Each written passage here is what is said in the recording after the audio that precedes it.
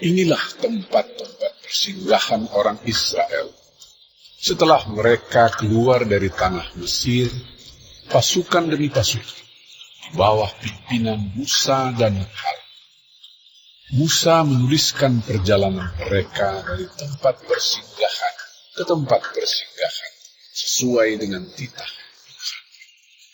Dan inilah tempat-tempat persinggahan mereka dalam perjalanan mereka.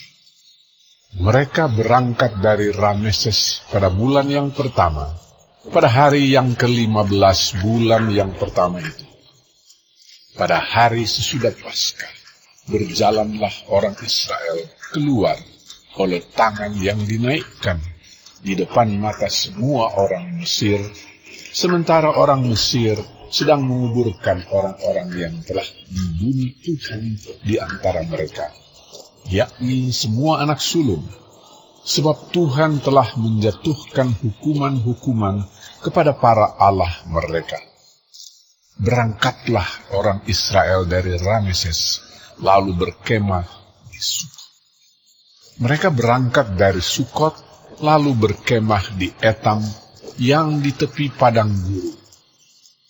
Mereka berangkat dari Etam, lalu balik kembali ke Pihahirot, yang di depan Baal Zephon, kemudian berkemah di tentangan Migdol. Mereka berangkat dari Pihahirot dan lewat dari tengah-tengah laut ke padang gurun, lalu mereka berjalan 3 hari perjalanan jauhnya di padang gurun Etam. Kemudian mereka berkemah di Mara. Mereka berangkat dari Mara lalu sampai ke Elim. Di Elim ada 12 mata air dan 70 pohon korma. Di sanalah mereka berkemah. Mereka berangkat dari Elim, lalu berkemah di tepi laut Teberau. Mereka berangkat dari laut Teberau, lalu berkemah di padang gurun Sin. Mereka berangkat dari padang gurun Sin, lalu berkemah di Dofka. Mereka berangkat dari Dofka, lalu berkemah di Alus. Mereka berangkat dari Alus, lalu berkemah di Rafidim, dan di sana tidak ada air minum untuk bangsa itu. Mereka berangkat dari Rafidim, lalu berkemah di padang gurun Sinai. Mereka berangkat dari padang gurun Sinai, lalu berkemah di Kibrot Ta'awa. Mereka berangkat dari Kibrot Ta'awa, lalu berkemah di Hazerot.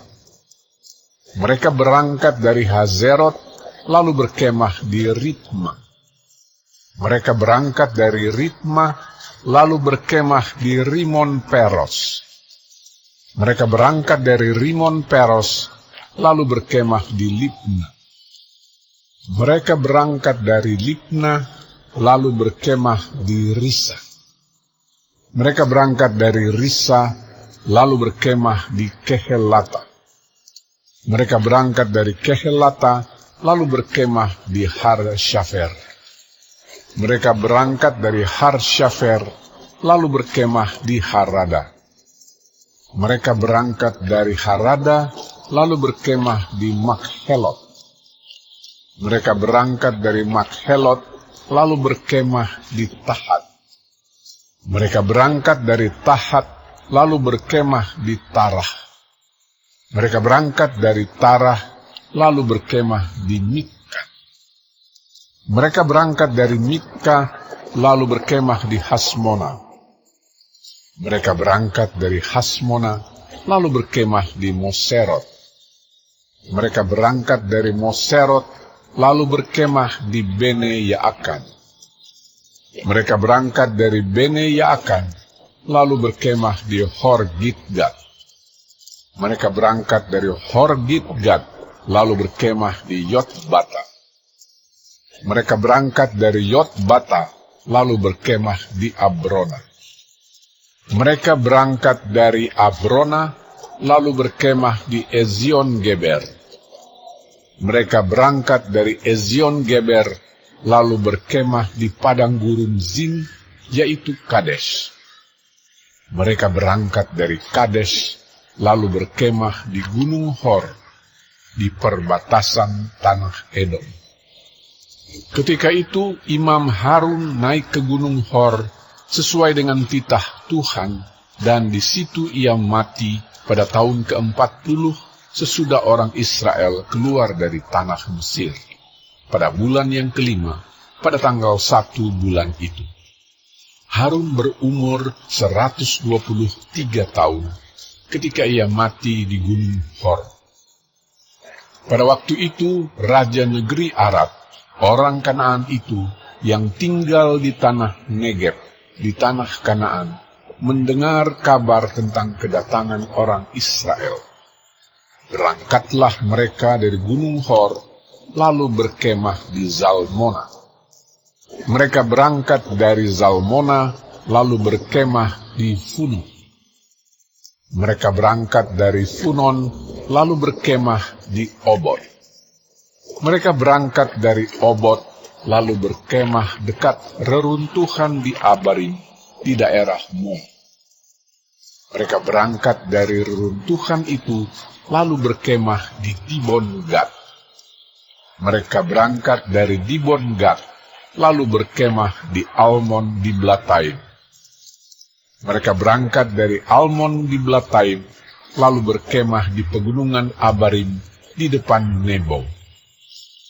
Mereka berangkat dari pegunungan Abarim, lalu berkemah di dataran Moab, di tepi sungai Yordan, dekat Yerikho. Mereka berkemah di tepi sungai Yordan, dari Bet Yesimot sampai ke Abel Sitim, di dataran Moab. Tuhan berfirman kepada Musa di dataran Moab, di tepi sungai Yordan, dekat Yerikho. Berbicaralah kepada orang Israel, dan katakanlah kepada mereka, apabila kamu menyeberangi sungai Yordan ke tanah Kanaan, maka haruslah kamu menghalau semua penduduk negeri itu dari depanmu, dan membinasakan segala batu berukir kepunyaan mereka. Juga haruslah kamu membinasakan segala patung tuangan mereka, dan memusnahkan segala bukit pengorbanan mereka. Haruslah kamu menduduki negeri itu dan diam di sana, sebab kepadamulah kuberikan negeri itu untuk diduduki. Maka haruslah kamu membagi negeri itu sebagai milik pusaka, dengan membuang undi menurut kaummu. Kepada yang besar jumlahnya, haruslah kamu memberikan milik pusaka yang besar, dan kepada yang kecil jumlahnya, haruslah kamu memberikan milik pusaka yang kecil, yang ditunjuk oleh undi bagi masing-masing. Itulah bagian undiannya. Menurut suku nenek moyang, haruslah kamu membagi milik pusaka itu. Tetapi jika kamu tidak menghalau penduduk negeri itu dari depanmu, maka orang-orang yang kamu tinggalkan hidup dari mereka akan menjadi seperti selumbar di matamu, dan seperti duri yang menusuk lambungmu, dan mereka akan menyesatkan kamu di negeri yang kamu diami itu. Maka akan kulakukan kepadamu seperti yang kurancang melakukan kepada mereka.